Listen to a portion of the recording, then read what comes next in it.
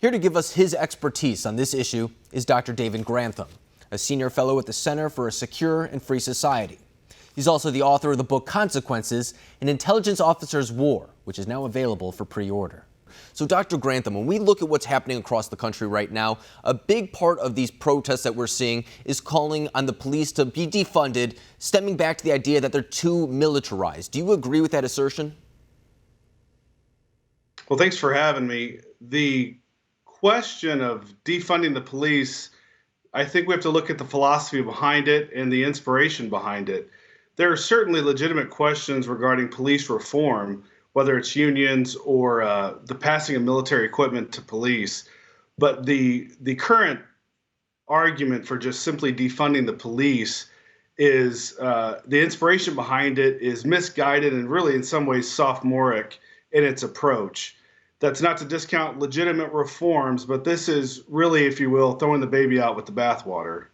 No, I agree to some degree because, it's too broad. We don't necessarily know the policy details that are behind it. And when you hear someone say defund the police, I think the average casual voter assumes that you mean abolish the police, although it depends on who you ask when it comes to these activists. But when it comes to police, for example, we'll see every now and then videos of them having tank-like features or their riot gear sometimes being a little bit more militaristic, I would say. Does that pose a problem for police officers, or do you think that it is something that is necessary, acknowledging some of the threats that they do face? Well, I think back to my time growing up in Florida, and when I was there, cocaine was coming through Florida. Most of the cocaine came through Florida that went to the United States at that time, and the police were simply outgunned by some sophisticated cartels. Back then, there was a need to better arm the police. But I think there are legitimate questions now about whether police should be provided military-grade equipment just through surplus. And each city will have to determine whether it's necessary depending on the threat. So I think there are questions around that.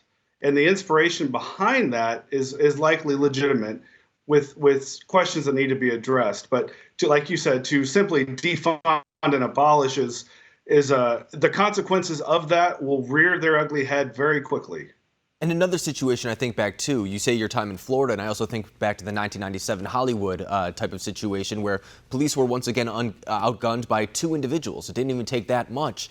So I think that there are times where police do need to be protected. I think we need to acknowledge that they do put themselves out in danger's way almost every single day. And so when we talk about what's happening right now, it seems like there's a little bit more momentum behind this movement maybe than in prior demonstrations when it came to police reforms. Is this movement a little bit different than ones we've seen in the past? Yes, it is for a number of reasons. But I think, as you pointed out, the circumstances that we're encountering in the wake of George Floyd and some of the violent reactions across the country, coupled with legitimate protest, have really brought those questions to the forefront. Questions that people like Rand Paul have been asking for a long time.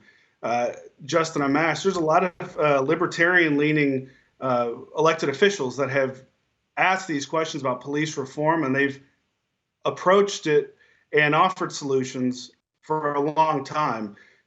So those legitimate reforms are coming back forward as something to be considered. But the abolishing the police and all that I think that's a very misguided. I think you're right. And I think that when the American people hear that, too, it's something that they're not exactly on board with. I think maybe if you were to say reform the police, that's something that people can generally get behind. But when you say defund the police, people think about times where they're in an emergency situation. Who do you call? It's the police officers who most of the time, I would say 99% of the time, meet the crisis at hand. There are the bad apples that we talk about, but I don't think that should define an entire institution. So I think you're very right to say that. Dr. Grantham, I really appreciate you coming on tonight. For all our viewers, too, you can check out his book that we showed you before. Doctor, thank you once again.